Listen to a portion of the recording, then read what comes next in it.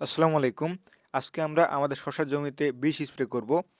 কিছুদিন আগে রোপণ করা হয়েছে, এখনো গাছ বের হয়নি এবং গাছ বের হওয়ার আগেই আপনাদেরকে বিষ স্প্রে করতে হবে এবং আমরাও ব্যবহার করব এবং কী জন্য ব্যবহার করতে হবে সেগুলো আজকে আপনাদেরকে বলবো। এই দেখুন, কিছুদিন আগে রোপণ করা হয়েছে, এখন শীতের কারণে গাছ একটু দেরিতে বের হবে এবং গাছ বের হওয়ার আগেই আপনাদেরকে এই বীজগুলো ব্যবহার করতে হবে।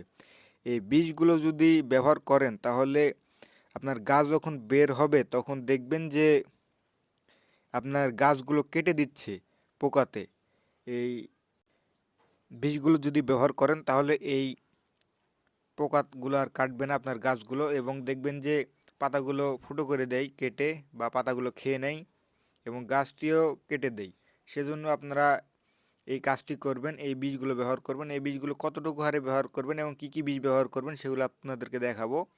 এ দেখুন, এভাবে যদি বিষ স্প্রে করে দিতে পারেন তাহলে দুটি উপকার পাবেন আপনারা। একটি হলো এই পোকার হাত থেকে রক্ষা পাবেন, আরেকটি হলো আপনার এই গাছ বের হওয়ার আগে যদি এভাবে বিষ স্প্রে করে দিতে পারেন তাহলে এই মাটির উপরে পানি পড়ার কারণে বন্ধুরা এই মাটির ভিতরে গরম তৈরি হবে এবং দ্রুত গাছ বের হয়ে যাবে। সেজন্য আপনারা এভাবে বিষ স্প্রে করে দিবেন। এই দেখুন, আমরা এগুলো বিষ ব্যবহার করলাম। আমরা ব্যবহার করছি ইন্তেফা কোম্পানির সাহাম। এটিতে গ্রুপ আছে বন্ধুরা অ্যামামেকটিন বেনজয়েট। এটি পাতা ছিদ্রকারী, ফল ছিদ্রকারী পোকা দমনের জন্য খুব ভালো কাজ করে থাকে। পাতা খেকো পোকা দমনের জন্য খুব ভালো কাজ করে থাকে এবং তার সাথে আমরা ব্যবহার করছি মিমপেক্স কোম্পানির ইন্ডোল। এই দুটি ব্যবহার করলে এই কাটুই পোকা বা পাতা খেকো পোকার হাত থেকে আপনারা রক্ষা পাবেন।